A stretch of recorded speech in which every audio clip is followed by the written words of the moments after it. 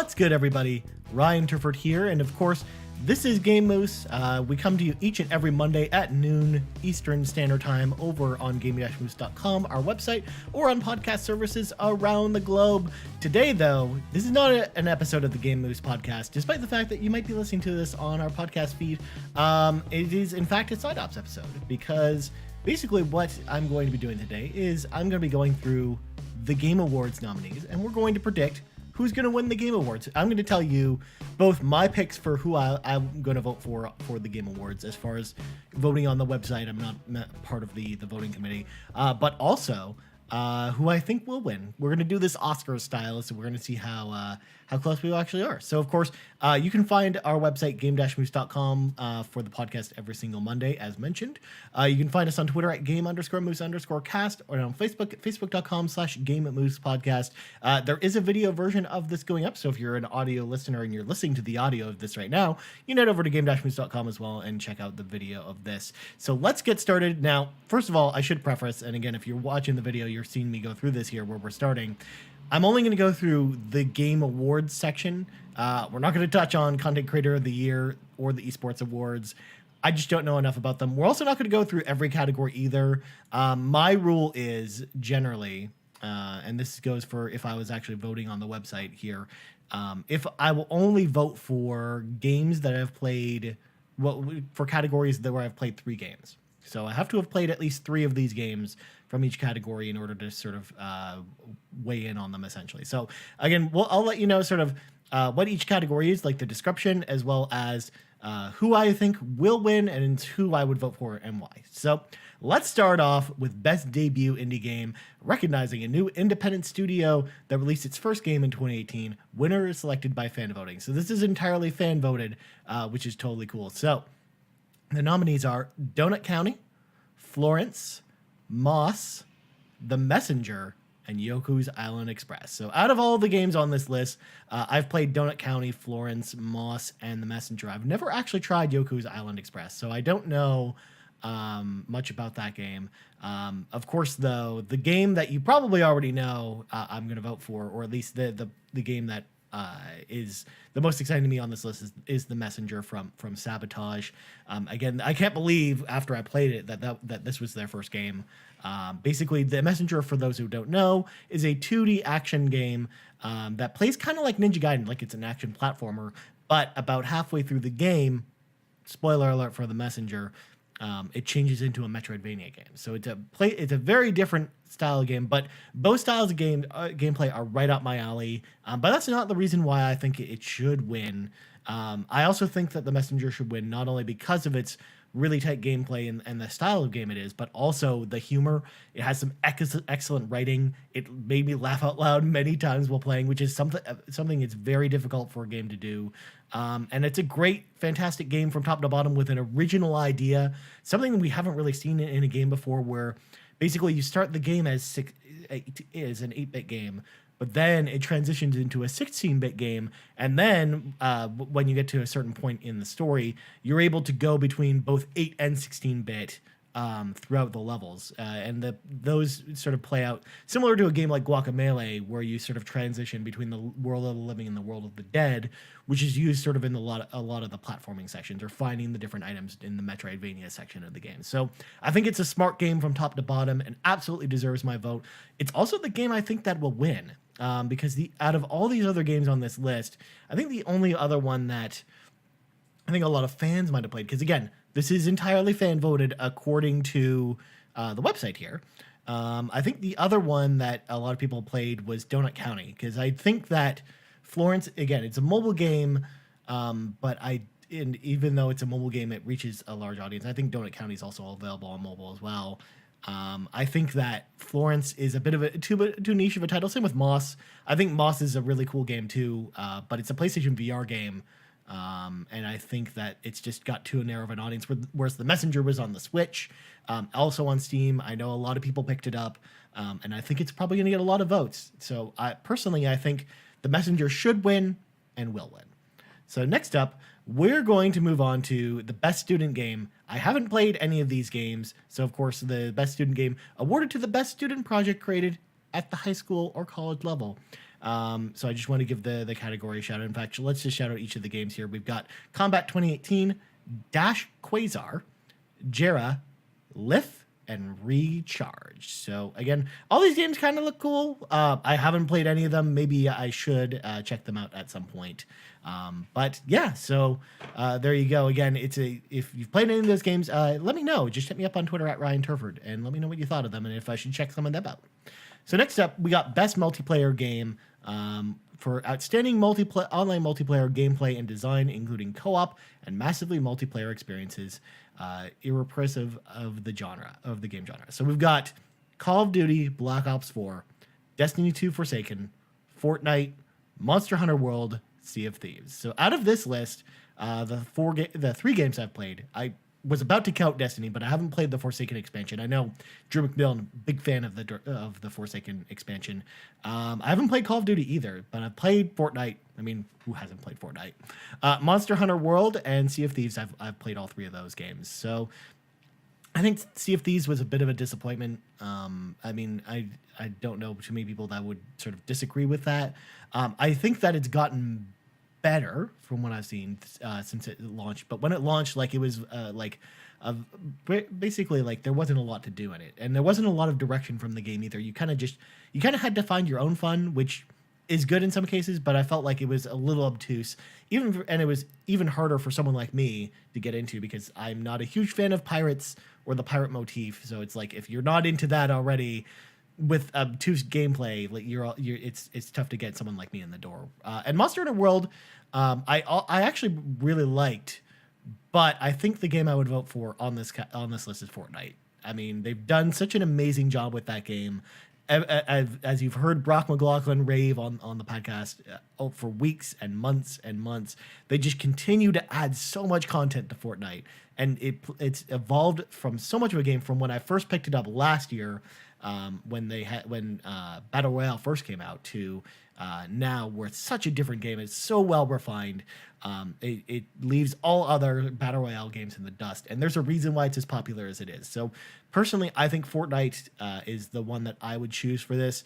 Now, here's where we sort of get into a different category, like how game awards would sort of be evaluated by critics, because basically if Fortnite's going to win a later award, it probably won't win this one, kind of like the Oscars, where they always try and make sure that at least like the big contenders that are nominated for multiple awards, if they're good enough, they're usually going to be recognized for at least one of them. So they like, there's a chance Fortnite might win a later award, which I'm going to talk about in a bit, that I also think it'll win.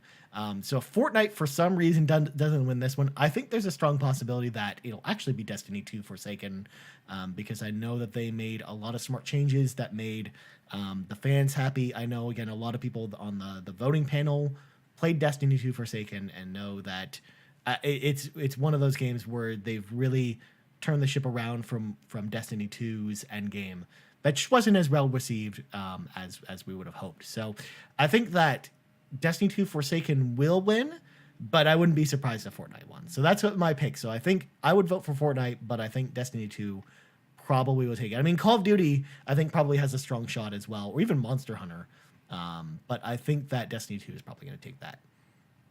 So next up, we got Sports/Racing Game of the Year. And I've only played one game on this list, but we'll run through them. For the best traditional and non-traditional sports and racing game, we've got FIFA 19, Forza Horizon 4, Mario Tennis Aces, NBA 2K19, and Pro Evolution Soccer 2019. Again, out of all those games, I think the game that's probably going to win this, probably considering the panel of people that are going to vote for this award, it's actually probably going to be Forza Horizon 4. I think the only other game it probably is going to compete with is Mario Tennis Aces. I think that FIFA 19, NBA, and Pro Evolution Soccer, first of all, are yearly iterative games. And not to say that you could also pretty much say the same thing about Forza, but even though they go back and forth between the two teams. But I think that, especially with Pro Evolution and FIFA, they're just not as popular or not enough people in the gaming press have played those, where I think that more than likely, most of the people who are voting on this have played Forza Horizon or Mario Tennis Aces. So that's why I think it'll be one of the two of those. So again, since I haven't played it, I wouldn't played enough of these games. I wouldn't vote on this category, though. I still am pretty sure that the game that I have played, which is Forza Horizon, will probably win. But Mario Tennis Aces has a chance as well. But otherwise, the other three, I would be very surprised actually if one of them won. So next up, we got Best Strategy Game. Again, another category where I only played one of these games, but we'll run through them. I know there's a game on here Drew's played and a game on here that I've played, but unfortunately, we just haven't played enough strategy games on the podcast this year. So we've got best game focused on real-time or turn-based strategy gameplay, irrespective of platform. So we've got the Banner Saga 3, which I hear good things about. BattleTech, which is awesome to see that franchise back because I actually really like BattleTech. Frostpunk, which is the game that I know Drew really liked. Well, I shouldn't say really liked. I know he liked a lot for a while, and then he sort of fell off a bit towards the end. Into the Breach, which I hear is fantastic. I've just haven't gotten around to playing it yet. I'm kind of waiting for it to come to consoles first before I check it out. And Valkyria Chronicles 4, which is the game I've played, and a game I really, really like. And I'm actually kind of surprised that this isn't nominated in the RPG category because, yeah, it's a strategy RPG, but I think it falls more under RPG than strategy game.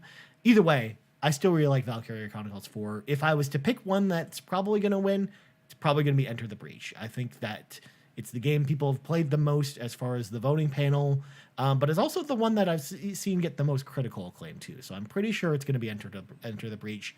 The only one that might stand a chance, yeah, I don't know. Like maybe Valkyria Chronicles 4, but I just think not enough people played it. As sad as that is, because we finally got Valkyria Chronicles back. I'd been like many of us Valkyria fans have been waiting so long for them to make a new game in the series. We finally got one, but I just don't think enough people played it. So I do think Enter the Breach is going to seal the deal with this category. So next up, we got Best Family Game, and you're starting to see a trend here. We're actually getting, looking at the awards coming up, we're pretty much at the point where this is probably the last category where I just haven't played a lot of the games here. So for the best game appropriate for family play, irrespective of genre or platform, we've got Mario Tennis Aces, Nintendo Labo, Overcooked 2, Starlink Battle for Atlas, and Super Mario Party. I think Mario Tennis Aces has this in the bag. I would be very surprised if something else won it.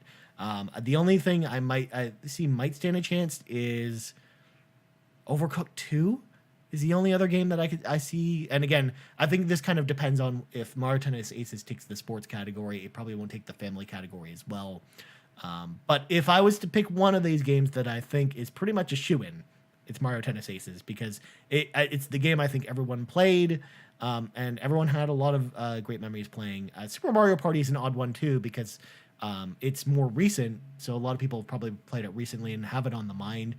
Same with Starlink, but I think that critical reception for Starlink was kind of low. And maybe the fan voting can sway things, but I still don't think Starlink is probably going to win this. Same with Labo. It seems Labo is more of like an experiment and a cool idea, but I don't know as far as the games go how well people really remember them. So I do think Mario Tennis Aces is probably going to win this. So next up, best fighting game. We finally reached a category where I've played all the games. So for the best game designed primarily around hand-to-hand combat, we've got Blaze Blue Cross Tag Battle, Dragon Ball Fighters, Soul Calibur 6, Street Fighter V Arcade Edition. Now, it's weird that Street Fighter V Arcade Edition would be in here because, yes, the Arcade Edition released this year, but it's still Street Fighter V with all the content. It's still pretty much the same game. All the fundamentals are the same. Although they've done a lot of improvements since the game first came out. And it's a widely different game from when Street Fighter V's first launched, where it was kind of barren. So out of these games, the one I would personally vote for, actually, which is kind of a surprise because I thought at the beginning of the year, it had to be Dragon Ball Fighters for me.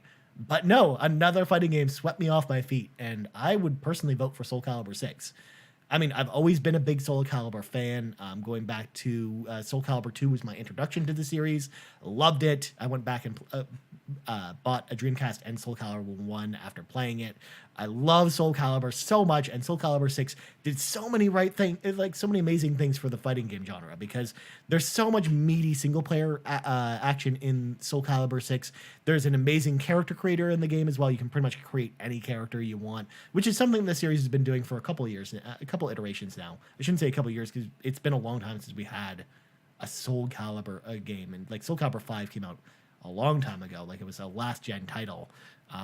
So Soul Calibur 6 has tons of gameplay. Again, there's not just one story mode, there's 2 story modes. One that revolves around the characters that already exist in Soul Calibur, and one where you can take your own created fighter, and they have their own like really unique and complex story with RPG elements. Like it really takes the Weapon Master mode from Soul Calibur 2 and branches it off into this giant RPG, and it's awesome. Not only that, but if I was just voting for the content alone, I don't think I would choose it over Dragon Ball FighterZ, because the fighting in Dragon Ball FighterZ is so deep and complex, but also so simple and easy to master. Same with Blaze Blue Cross Tag Battle, where I think that that game is really great from the combat standpoint, but I think those 2 games lack in overall combat. But Soul Calibur 6 also had amazing combat on top of that.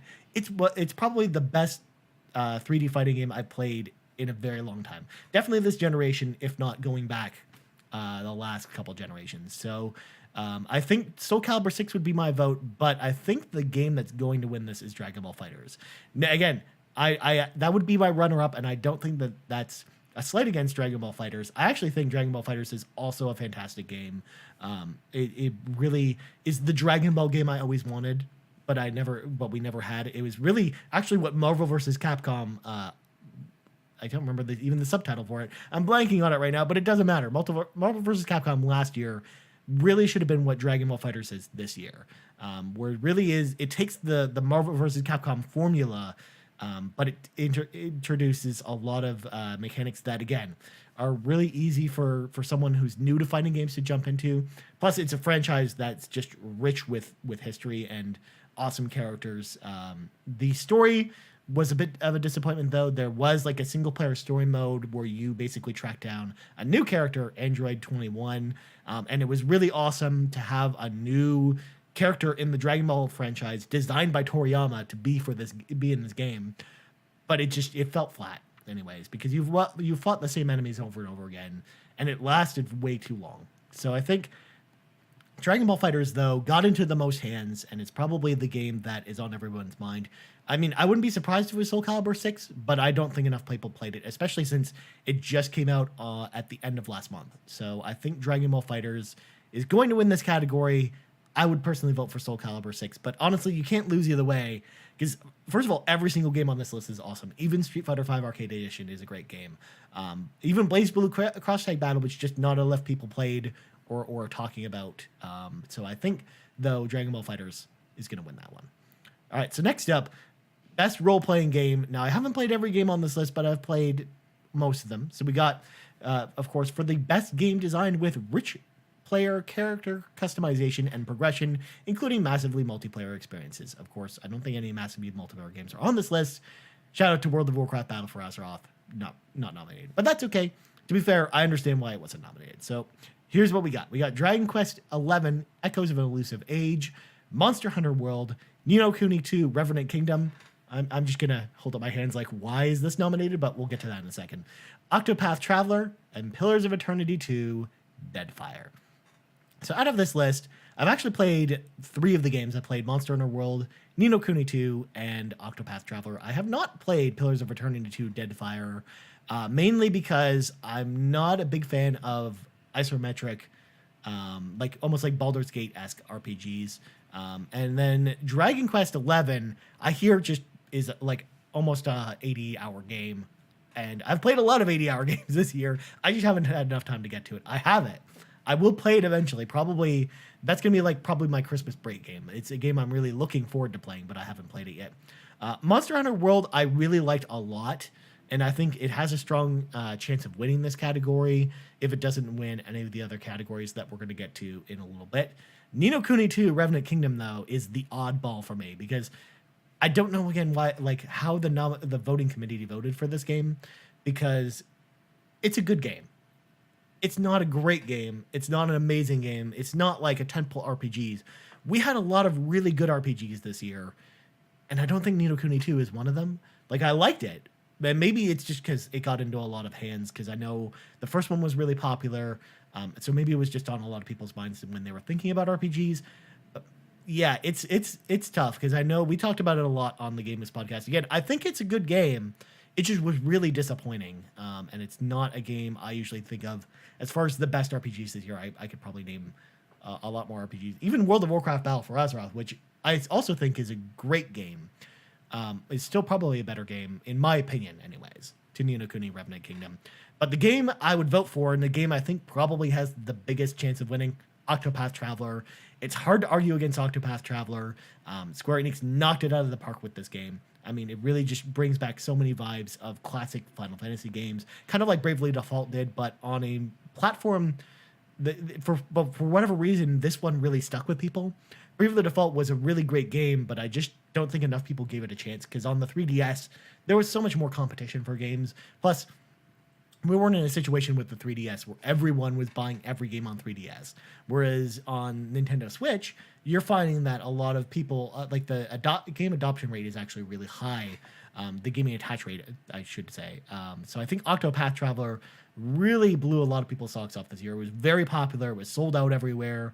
I'm amazed I was able to get the collector's edition of the game, because it was very tough to find even just a physical copy of the regular version of this game. It was so popular. And I think that a lot of people played Octopath Traveler, and I know a lot of people loved it. So I think that Octopath Traveler is the game I would vote for, and the game I think that'll win. I think the runner-up would be Monster Hunter World. I know for me personally, but for a lot of other people as well.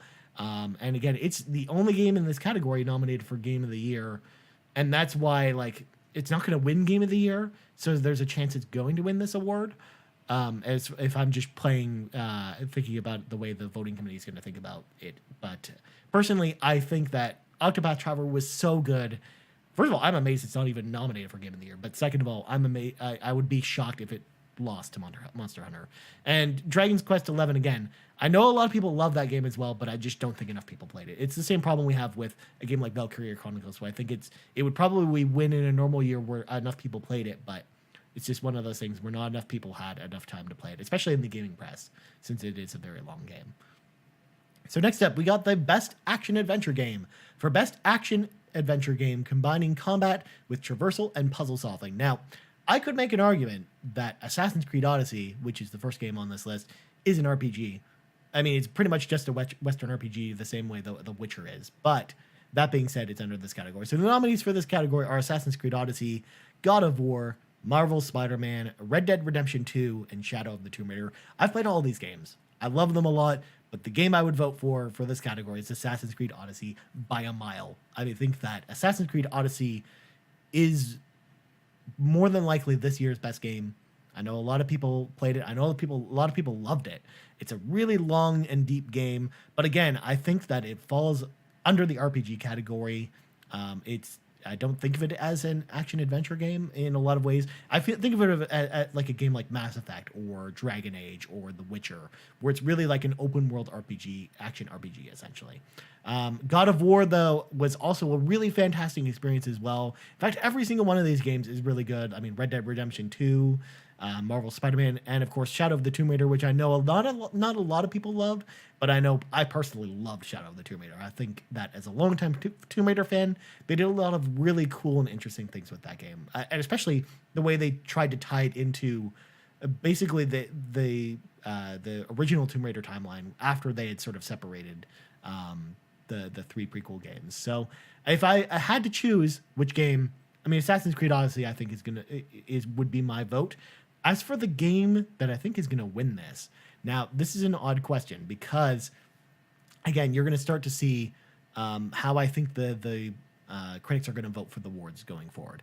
I think the winner of this category is going to be Marvel Spider-Man, because Marvel Spider-Man is nominated for Game of the Year and Best Game Direction, and I don't think it's going to win either one of those. And I think that this is where the voting community is going to recognize Marvel Spider-Man, because it was a great game. Again, I I don't think Red Dead Redemption 2 is going to win this award either for the same reason. And again, God of War, I think, is going to win a later award, which we'll get to. So personally, I think for this category, I would vote Assassin's Creed, but I think it'll be Marvel Spider-Man. I'm starting to feel like going through these awards, I think Assassin's Creed Odyssey is going to be the horizon from last year where it's going to be nominated for a lot of stuff, but I don't know if it's actually going to win anything. As sad as it sounds. Although there's one category where I actually think it's a strong contender. So let's get to the next category, Best Action Game. For the best game in the action genre focused on combat. Now it's weird that there's an action adventure category and an action category because they're kind of the same, but not really. So the nominees for this one are Call of Duty Black Ops 4, Dead Cells, Destiny 2 Forsaken, Far Cry 5, and Mega Man 11. I kind of wish they had a shooter category because I feel like we could actually recognize more action games in this category, especially because this year was a very strong year for 2D action games in particular, with games like The Messenger or even a game like Celeste, although that's more of an action platformer. But I still think that we could have seen, I would have loved to, I actually think shooters should have had their own category. I'm actually amazed that they have shooters in with 2D action games because it's very tough to compare the two of them. For example, a game like Dead Cells, which I actually really like. I just started playing it this week, and I think it's fantastic. It's tough to compare it against a game like Destiny or Call of Duty because, like, they're so different from each other. It's weird to think about them in the same category. Or even a game like Far Cry 5. Like, Far Cry 5 is very different from almost every game on this list. Like, it's a open world, like Ubisoft tackle the objectives kind of game. And comparing that against Mega Man 11, where it's basically just a Mega Man game with 8 bosses and a wily castle. Like, it's so tough to compare those games. It's tough to imagine where this category would go. If I was to vote in this category, honestly, I thought at the beginning of this year, being as hyped as I was for Mega Man 11, that would be a shoot-in for any category it would get nominated for me personally. But I'd have to vote for Dead Cells. I think Dead Cells is a really cool roguelike game. It's got fantastic music. It brings in a lot of Metroidvania aspects to the game that I really like. It's a unique idea where you play a headless character who's basically almost like a slime that inhabits a body. Like, it's so cool. And I love the pixel art design to the game. Like, it looks really sharp. And it's believe it or not, it's the game I would vote for this category. That being said, I think the game that'll win here, it's probably going to be Destiny 2 Forsaken. I'm pretty sure it's going to win here. If it wins the other award that we talked about before, which is Best Multiplayer Game, then I think it'll be something else. In fact, it would probably be Dead Cells because I think a lot of the critical community also really liked Dead Cells a lot. And there was a lot of pull behind it, especially after what happened with the whole review situation. I think it put a lot of eyeballs on that game that would normally not get as much attention as it normally would have. And that only helped to strengthen the game. And I think it's fantastic and definitely deserved that type of audience. But I think Destiny 2 Forsaken is going to come away with one award during the Game Awards. And it'll either be this one or Best Multiplayer Game. And I'm pretty sure, though, it'll win this one and not Best Multiplayer Game. Because, again, it's tough to argue against a game like Fortnite or something else. Again, Far Cry 5 as well as a game I know a lot of people liked, but it's not as highly regarded. I mean, this could be Call of Duty Black Ops 4. But again, that could have been just a big toss-up for Best Multiplayer Game as well. So, again, I would personally pick Dead Cells. It'll probably be Destiny 2 Forsaken or Dead Cells. So next up, we got Best VR and AR Game. Now, again, this is the other category I would not vote on because I just haven't played enough of these games. For the best experience playable in virtual or augmented reality, irrespective of platform, we've got Astrobot Rescue Mission, which I hear amazing things about. I wish you could not play it in 3D because that would be awesome. Or sorry, in VR. Beat Saber, Firewall Zero Hour, Moss, and Treacherous Effect. Again, I played Moss before I got rid of my VR headset. Unfortunately, VR, I didn't realize it until I purchased my headset, but it gives me motion sickness after about 15 minutes of play, so it's tough to play something like that. And Tetris Effect is a really cool game. But I think it only really works well in VR, and I just haven't had enough time playing it simply because I don't have my VR headset. So it's tough. I think that game loses a lot of appeal outside of VR. That said, there is a possibility that Tetris Effect is probably going to be the game that steals this.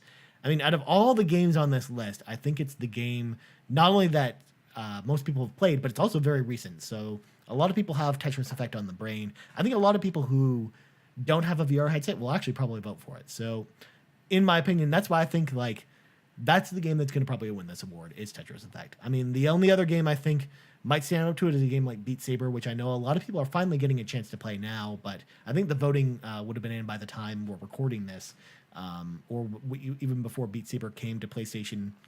So I think less people have played it than a game like Tetris Effect. So I think Tetris Effect probably going to take this category. I wouldn't be surprised if any of the other games did, but again, I just don't have an opinion on it because I haven't played them. So next up, we got Best Mobile Game. All right, so the nominees for this, first of all, for the best game playable on a dedicated mobile device, that's it. Pretty simple. Donut County, Florence, Fortnite, PUBG Mobile, and Reigns.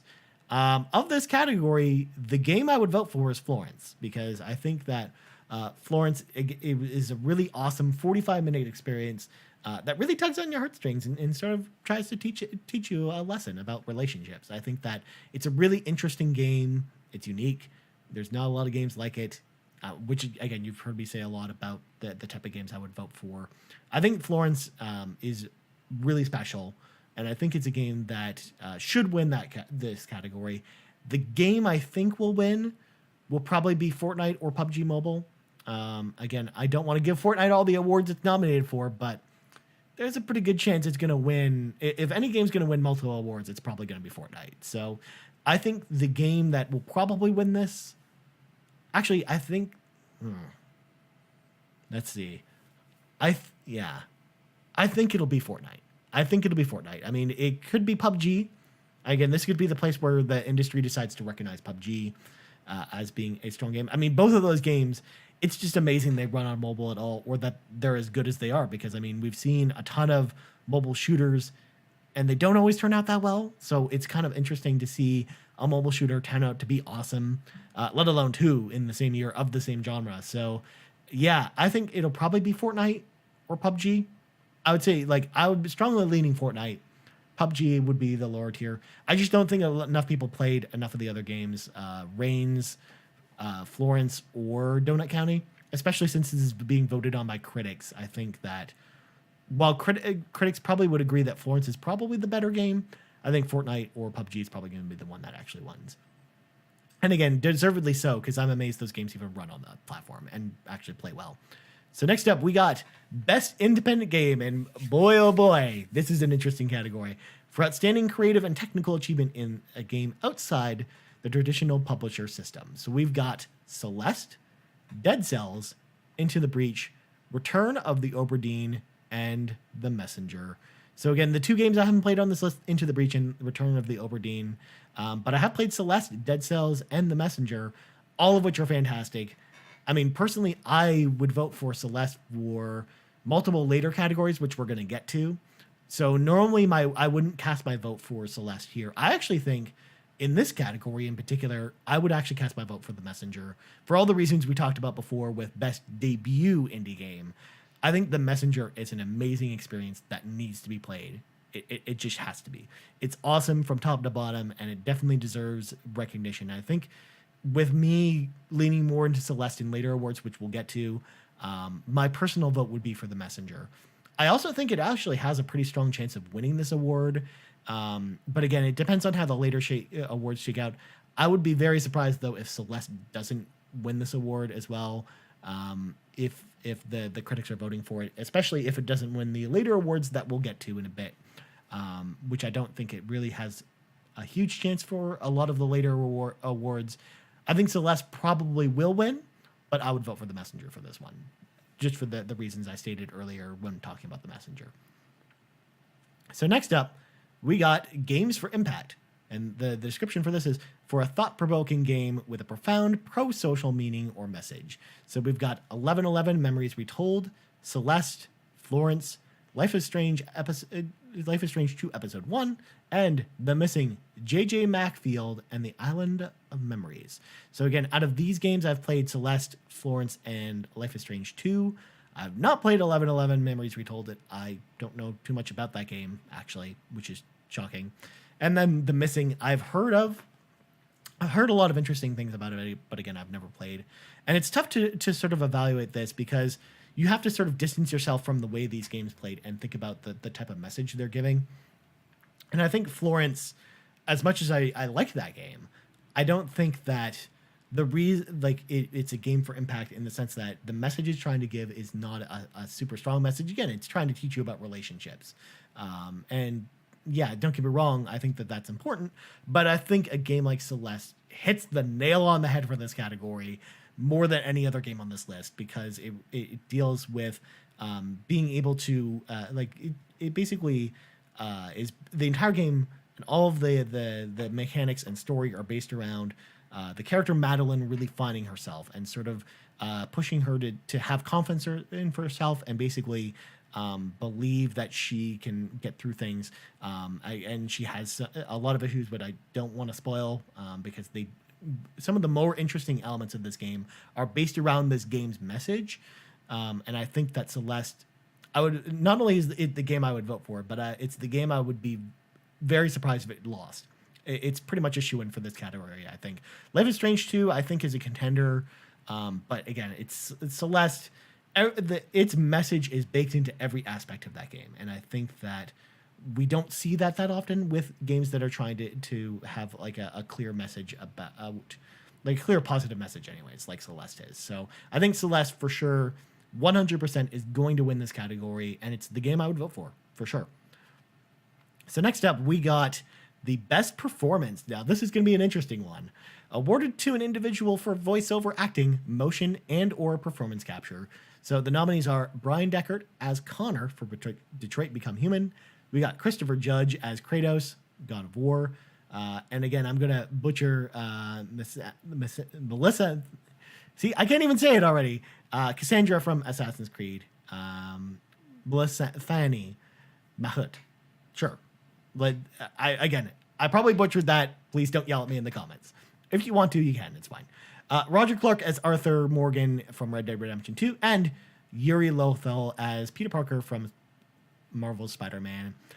Now, out of all of these games, and out of all the categories that I think Assassin's Creed Odyssey has a chance of winning, I think it would be Melissa's portrayal of Cassandra. I think that she's such a standout character in that game.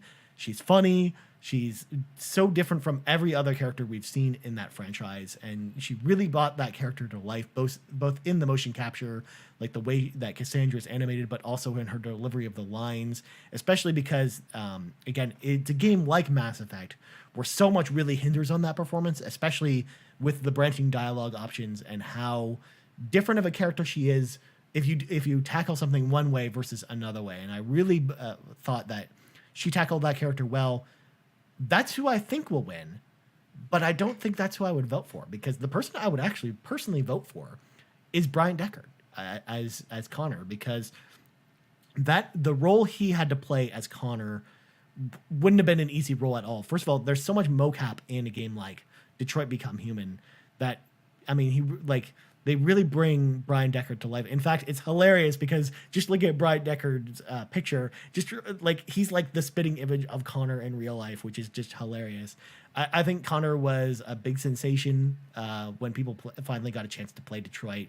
I think that like being able to go from like an android like that is really emotionless to a character with a lot of depth is not an easy thing to do. And I think that Brian totally nailed it because depending on your choices throughout the game play of Detroit, really he either becomes one of two very, very different characters.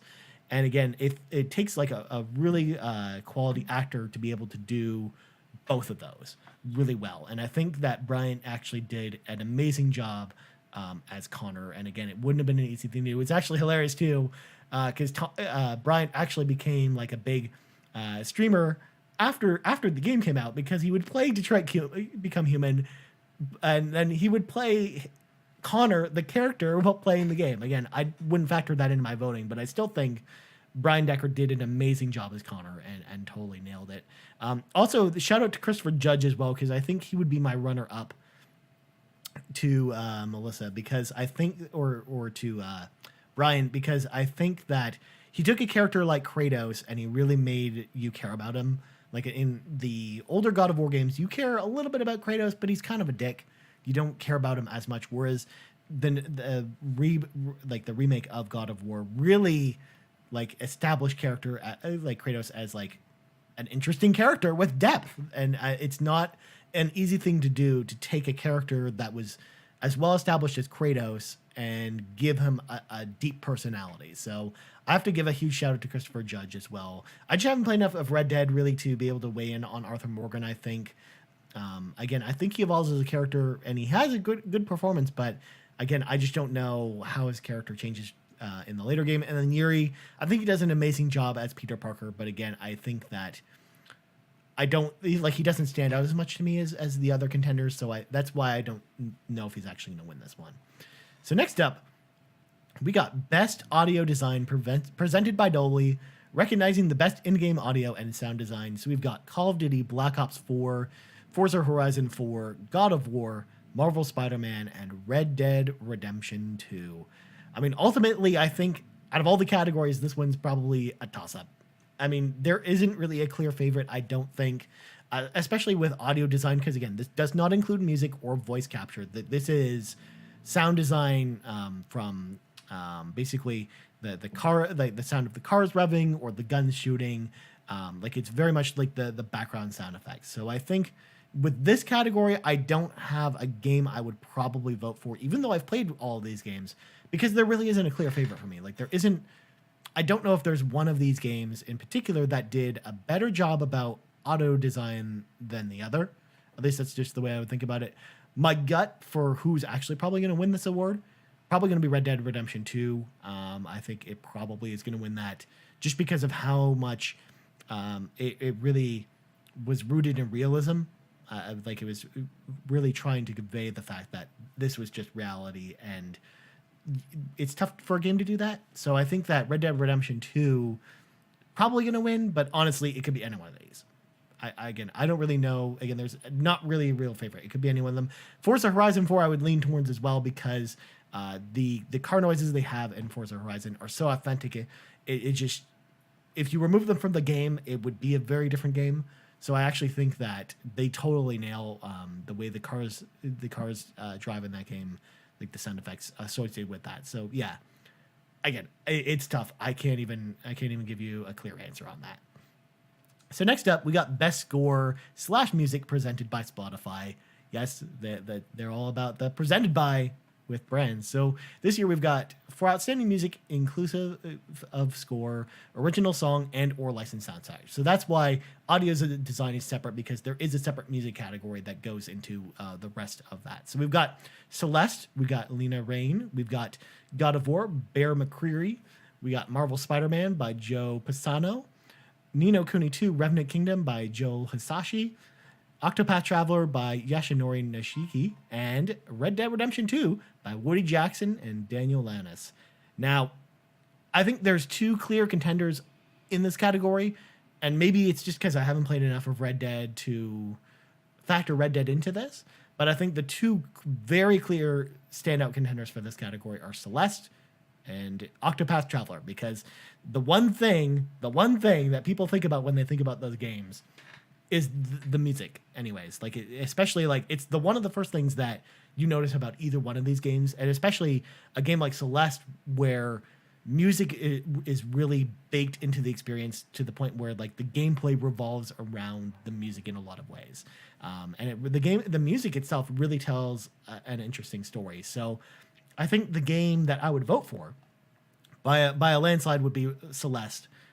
Lena did an amazing job with the soundtrack for Celeste. The fact that there's a song that is intentionally played backwards throughout a level that if you listen to it forwards is just a normal song with singing, like that's so cool. Like and it's a level that takes place inside a mirror, so everything's supposed to be backwards. Like there's so many levels to the way she designed the soundtrack for that game that it's incredible. Like I can't think of another game that did that. So especially because when you think about like each one of the themes in Celeste that is based around the level you're playing in so many ways. Like it'd be if it just had generic music, it would be such a different experience, and I don't think it would be as memorable. So I think that with the music, the incredible music that's in Celeste, it really is one of the things that makes that game special. So I would be hard pressed to actually vote for something else. Although Octopath Traveler again, absolutely incredible soundtrack, and it does an amazing job.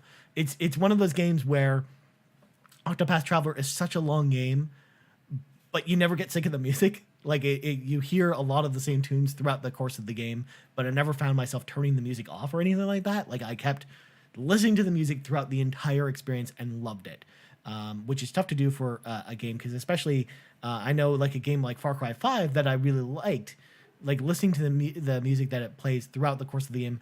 By the time that I hit the 10-hour mark, I had to turn it off because it just like you heard the same tunes so many times that it was tough to sort of get excited about it. And I've heard a lot of positive things about the Red Dead soundtrack, and I think that that's probably another strong contender. Ni no Kuni, I think from playing a lot of Ni no Kuni, I just think the music is good, but it kind of has the same problem we just talked about with Octopath, where I think the longer you play that game, the more likely I am to kind of get sick of that music because you do hear a lot of the same music, or it just doesn't do enough for me that's different from what Ni no Kuni 1 did to really want to give it an award for music.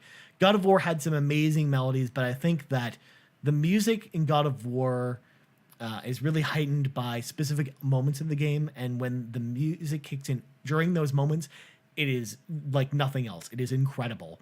But for the rest of the game, I think that's kind of where it falls a little bit flat for me. It's good. I think the music design is really good overall. It just, other than those standout moments, again, I think is more along the lines of what you'd see in a normal action game, which is okay. I still think it does a serviceable job. I just think that the moments are few and far between to win this category. And Marvel Spider-Man, again, I think the thing it has going against it is that, yes, there haven't been, this is the first first really good Spider-Man game in a while, but also like the first good superhero game we've had since like Batman Arkham City came out. And the music itself, it's a bit of a disservice because of the fact that it's so much like the Marvel scores that you hear that, yes, don't get me wrong, it felt like a Marvel movie playing that game with the sweeping orchestral score while you're swinging around the city. But I just think it doesn't do enough to separate itself. I think that in an isolated situation, I think it would actually be better positioned. But I think that, especially with games like Celeste and Octopath, where if you replace the music for those games, they'd be very different. I think it's tough to argue for a game like Spider-Man, especially since it's trying to evoke what the Marvel Cinematic Universe does, which again, we've just seen a lot. So I don't know if I would vote for it. So my vote is Celeste, and I think the winner will be Celeste. I would be very surprised if Celeste or Octopath Traveler won. I mean, again, it could be Red Dead. I just don't know enough about that soundtrack to basically be able to weigh in on it. So next up, we got Best Art Direction. For outstanding creative and or technical achievement in artistic design and animation, we've got Assassin's Creed Odyssey, God of War, Octopath Traveler, Red Dead Redemption 2, and Return of the Obra Dinn. Now, the main reason why I didn't just immediately think Octopath Traveler was a shoo-in for the music, I mean, first of all, for the reasons I talked about, but also because I think that that's probably going to win this award. Because I think when you think about artistic direction and sort of what really pops, the very first time we saw the trailer for Octopath Traveler at the Switch reveal event, like everyone's minds just lit up. It blew our minds because it was so different from any other RPG we'd seen before. Again, it takes the 16-bit RPGs that we know and love, but then it flips it on its head with really interesting 3D environments and environmental effects. And there's so much to that game, like the diverse environments too. There's so many different diverse areas to work with. Like I think Octopath Traveler, from top to bottom, is probably the most artistically striking game and probably the most memorable game, anyways, for its artistic design. I think The only other game that probably stands a chance against it is probably something like The Return of the Obra Dinn. I just haven't played it, so I don't know how well that which again, from what I've seen of the game, is a very interesting art style. I don't know how well that holds up versus Octopath. I also think it's a game that just not enough people played, whereas Octopath, I think, was played by enough people that it's recognized. It's recognized for that. And again, that's not to say that Red Dead Redemption 2, God of War, or Assassin's Creed Odyssey are any slouches. I think that they have really impressive artistic designs as well. I just think that they're all very similar to each other, whereas Octopath Traveler really stands out, and it's the first thing you notice when you look at that game. So I would have to say Octopath Traveler is my vote and who I think will win. I mean, again, I think if any other game probably wins this, it'll probably be Return of the Obra Dinn. But again, I just don't think enough people played that game to, as far as the critics who are voting on this, would have a chance to have played it. So next up, we got Best Narrative for Outstanding Storytelling and Narrative Developed in a Game. We've got Detroit Become Human, God of War, Life is Strange 2 Episode 1. I keep skipping the 2 on the end of there.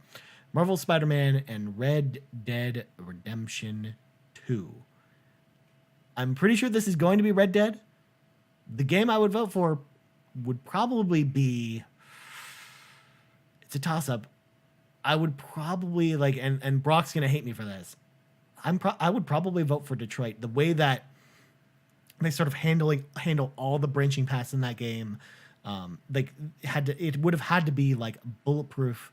It would have been expertly written in order for that game really to succeed on a narrative level. And I think that Quantic Dream totally nailed it. I think that it is their best game for that reason. And I think it has a strong narrative. Yes, it's a little cliche as far as when you think about the subject matter in that game, but I think it's expertly written. The fact that there aren't too many plot holes, as far considering the grand scope of that game. This narrative, I think, is a real testament to the way that game's written. So I do think Detroit Become Human is probably the game I would vote for. And the main reason why also is I just haven't played enough of Red Dead. I think that Red Dead story, from what I've played of the game, because I've played the first 10 to 15 hours of Red Dead, I think is very strong overall. I think Red Dead's problem with narratively is the story doesn't go fast enough, where it feels kind of like, and we're going to be talking about this on a later episode of the Game Moose podcast. I feel like the story moves at a snail's pace, and that's not for everyone. I think some people really love the fact that it's like that, whereas for me, when I play it, it kind of reminds me of a game like Skyward Sword or Twilight Princess, a game that its narrative doesn't ramp up for the first 10 to 15 hours, until you get hit the 15-hour point. I think that's when it starts to really ramp up. So I think the story overall is probably stronger for a game like Red Dead, which is why I think it'll probably be the game that wins this category. But I think that the one thing it has going against it is just, I don't think all of the people that are voting for these awards might not have reached the point where it ramps up, or where they enjoyed it. I know, for example, Greg Miller famously talked about that's on Red Dead Radio, about how for him it was a real struggle to get into the story. Like after 20 hours, he just couldn't play the game anymore because of the game's pace. And I think the story has pacing problems, which is why it probably wouldn't be my vote. God of War would probably be my runner-up, and also I think the voters is runner-up as well, because it also had a really strong narrative. Again, the fact that you care about Kratos and his son is just a testament to the way that game is written. And I think that God of War is going to win a category later, which we'll get to, hands down. But I think for narrative, it has the same problem as a game like Spider-Man does, where I think the narrative is strong, but it has less high points. And also I think that it suffers a little bit from Red Dead, with what Red Dead had, because I do think the story builds slowly for God of War as well. Again, it gets really awesome later on when you get to the open area, I think. And there are some definite lulls in the story too, which is why I think it's tougher to recommend a game like that. Whereas a game like Detroit, one of the reasons why I like the story in Detroit, or why I think it's really well written as well, is that the pacing is spot on throughout that game. Like I don't feel like when I play that game, there's too many lulls in the story.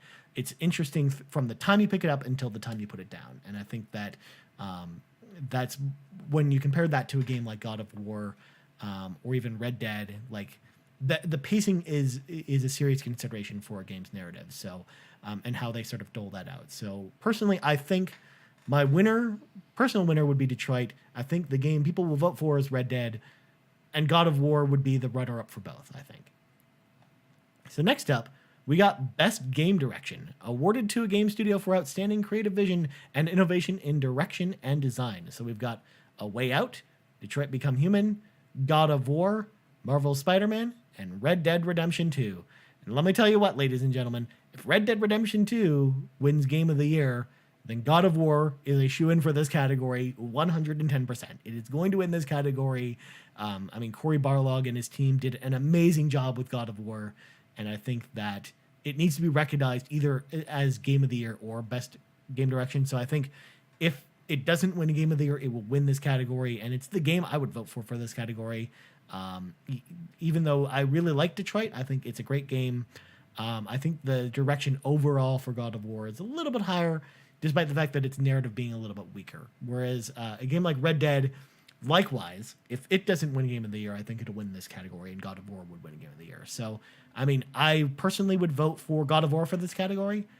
I'm fairly certain God of War is going to win this category, and I think that that's pretty much it. Like, for that category, I think that A Way Out, it's interesting because A Way Out hasn't been on this list at all up until this point.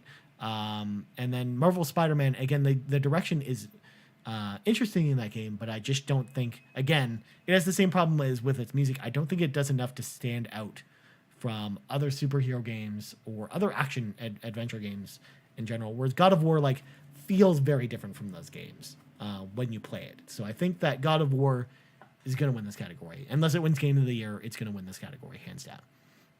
So next up, we only got two categories left, ladies and gentlemen. We've got Best Ongoing Game, awarded to a game for outstanding development and ongoing content that evolves the player experience over time. We've got Destiny 2 Forsaken, Fortnite, No Man's Sky, Overwatch, and Tom Clancy's Rainbow Six Siege.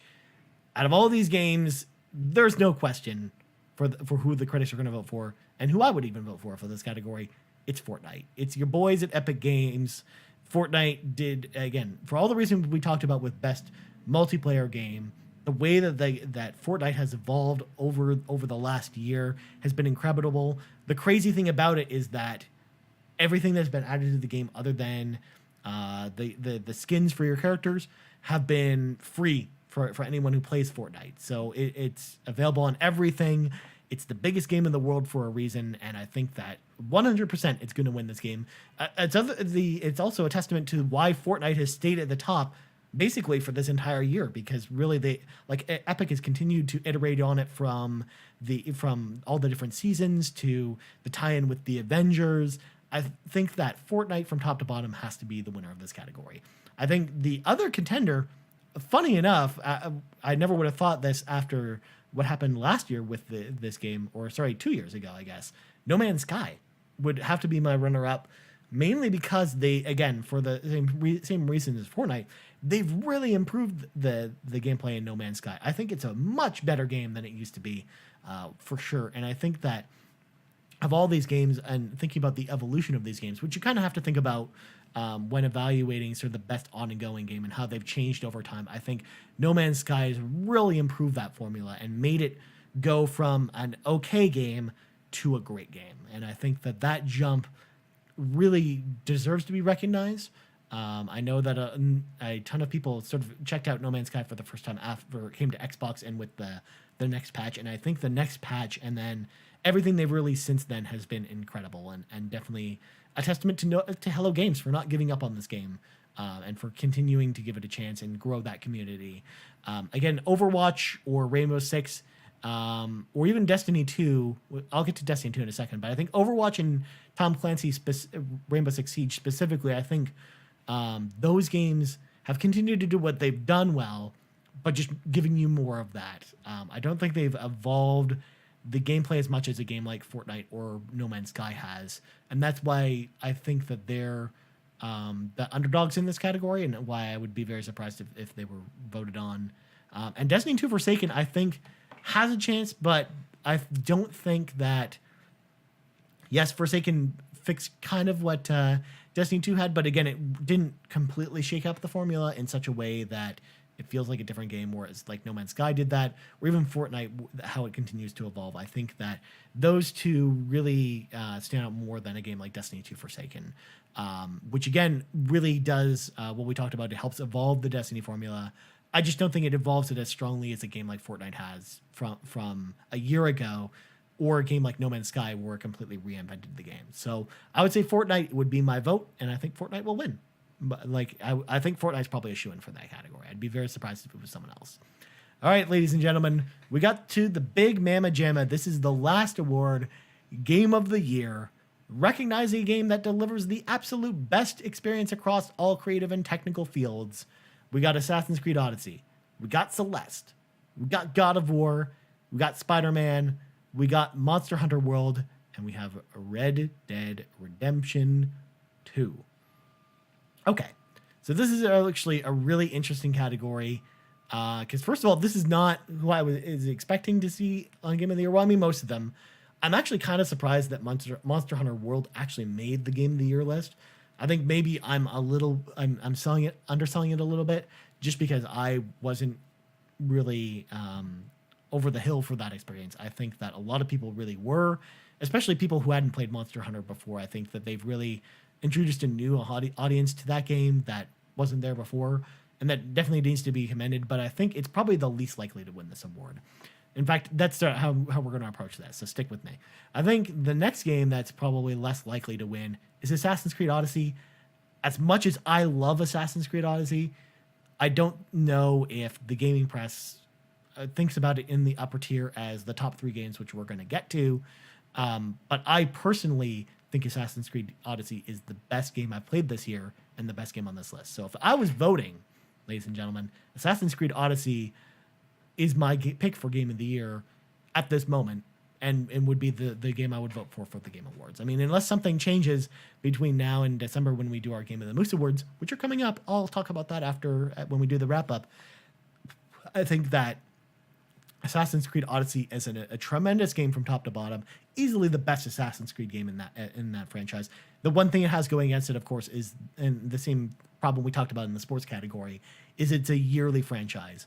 Yes, it stands out from those games, but I think it doesn't do enough as good of a job of standing out from those games as the other ones on this list. Not only that, but I think the open world RPG design of Assassin's Creed Odyssey also turned off some Assassin's Creed fans. I know some of those members are the members voting on this award, so I think that it definitely deserves less of a shot of probably winning. So the next game that I think probably is not going to win either, Marvel Spider-Man.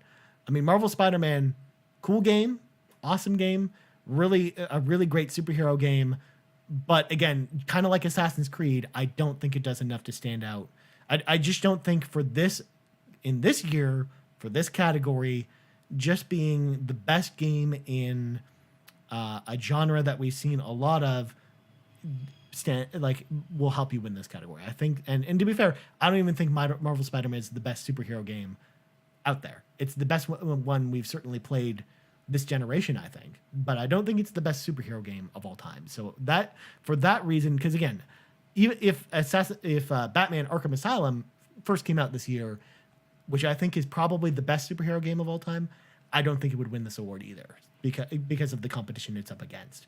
So I think that for that reason, I think Marvel Spider-Man probably won't win this award either. So we got what I consider the top 3 games. I think Celeste is my personal runner-up. It's the game that if Assassin's Creed Odyssey and Celeste have been sort of neck and neck for me, like ever since Assassin's Creed came out and since I did that review. Celeste is probably one of the only games that released this year where I would give a 10 out of 10 if I was reviewing it. I think that Celeste is an absolutely incredible experience. It's a 2D platformer, like one of the best 2D platformers I've played in a very long time, and is absolutely fantastic. but I don't think it'll win because I think that it's going to either be Red Dead Redemption 2 or God of War. And I think like it's really like between those two games. I would be very shocked if it wasn't those two games that were voted on by the press. And honestly, I think it's a bit of a toss up.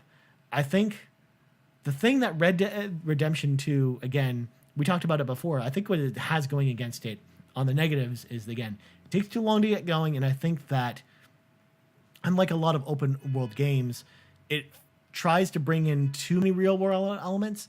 And what I mean by that is like having to feed your character, having to shave. Like it makes people, like when you bring in too much of the real world into an open world action game, I think that is a turnoff for some people. And I know that talking to people about Red Dead, I know that for some people, they didn't want to play the game after they realized they had so much stuff to manage. Mind you, it's probably less of a big deal when you think about it as far as the way that the story and the gameplay progress in Red Dead. But I think that is a bit of a hill to climb. Not only that, but again, the slow story, I think, does the game a bit of a disservice when people will go to vote for it for this award. However, that being said, I'm fairly certain that Red Dead Redemption 2 is going to be the game that wins. I would be kind of shocked if it would be God of War.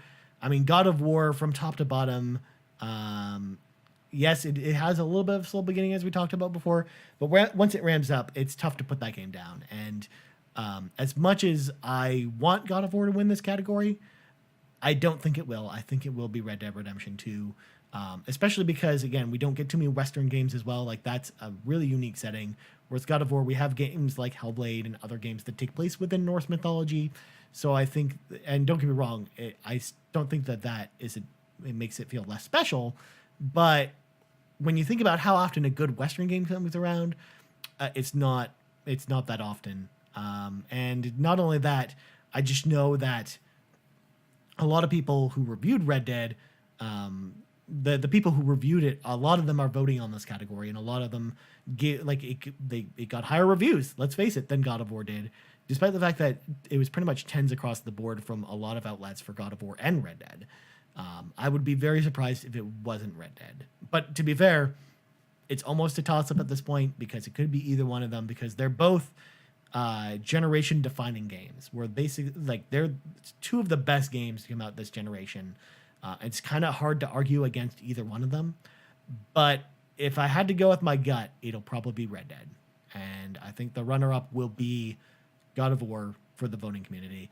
Again, I think that the little bit of voter percentage could weigh into this as well, as far as people voting. Because I don't know if you knew this, but whenever you vote on the Game Awards website, it's a certain percentage. I think it's like 5 or 10% of the vote is based off viewer votes or from the website votes. So I don't think, like, if the two are neck and neck and one's like slightly nudged out by viewer voting, then I think that one will probably win. But again, I'm pretty sure my pick for who's going to win Game of the Year, Red Dead Redemption 2. The runner-up will be God of War. For me personally, I would vote Assassin's Creed Odyssey, and my runner-up will be Celeste.